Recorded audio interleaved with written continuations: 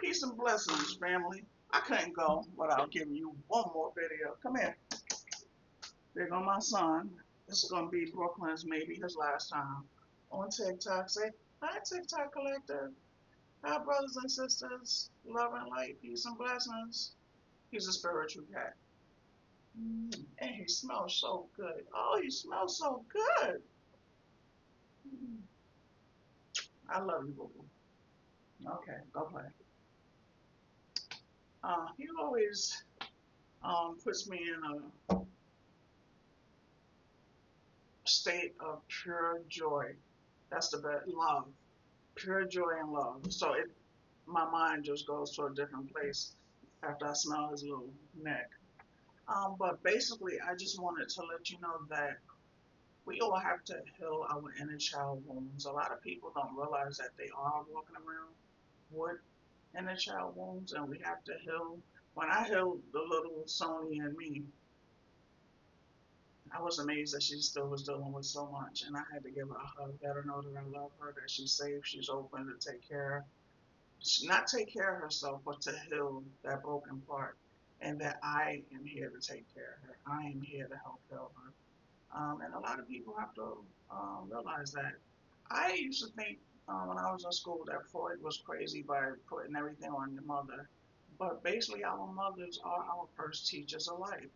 We get everything from our mother. I mean, she grows us, she nurtures us, she loves us. That's before we even enter this plane of existence. So, with that being said, everything basically really does go back to our mothers. And a lot of POCs, our mothers were not, you know, the most loving people, especially a lot of women that came from the South.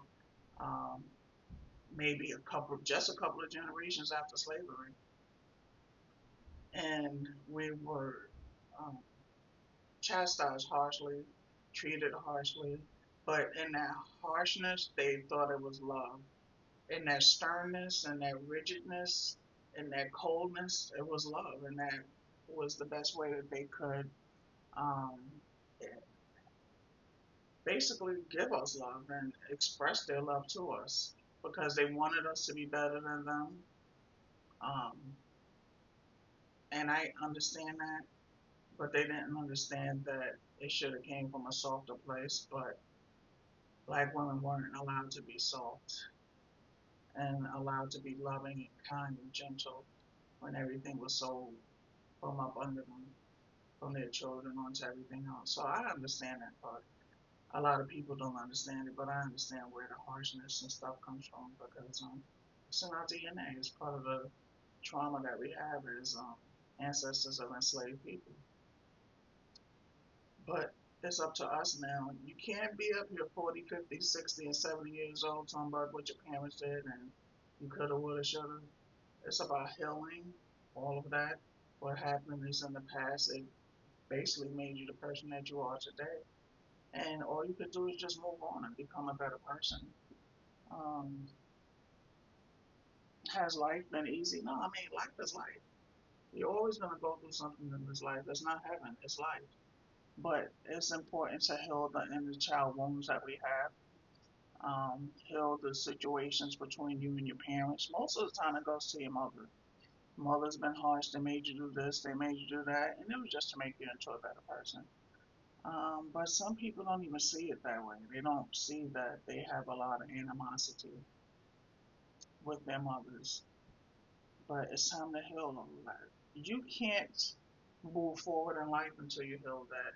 You can't really have a great relationship with your children until you heal that because a lot of times uh, this is handed down generation to generation. You may think that because you give your children more than what you have, material things, that you're different from your parent, but no, at the end of the day, it's still the same. And material things mean nothing. I mean, I realized as a child, all I wanted from my parents was their time and attention. I hated baseball. I still hate baseball. My father loved baseball. I would sit there with him for it seemed like 14 days watching one game. That's how long it lasted. I would normally just go to sleep, but just us spending that time together was, precious for me. We could talk. Um, I just got to know him on a different level as we did different things. And it wasn't about the material things because right now my dad has been gone, has transitioned over, I want to say 20 some years, 23, around 23 years ago. I can't tell you one present that my father has given me throughout my lifetime until the time he passed. But I could tell you situations of where we went, the conversations we had, what we did, the time we spent together over the years of my life. These are memories that I hold on to and I cherish them.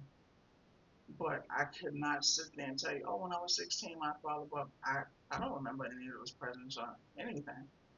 But I remember what he said. I remember how he made me feel safe because my being around my dad was the only time I ever felt safe in life. I didn't feel safe with my mother. I knew her weaknesses even as a child around 9 years old. I was able to see her weaknesses within her. But my father was like Superman to me, 6'4", 6'7". I mean, he was a dashing figure, and I always felt safe around him. And we had open communication. My dad he showed me everything in life. We shared things. He told me about his life growing up. Like we had real heart to heart conversations. His past relationships.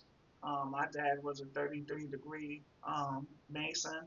He taught me some things about the Masonic lodge that no woman walking around should know, but that was the relationship that me and my father had. And, I'm grateful for it. He taught me a lot.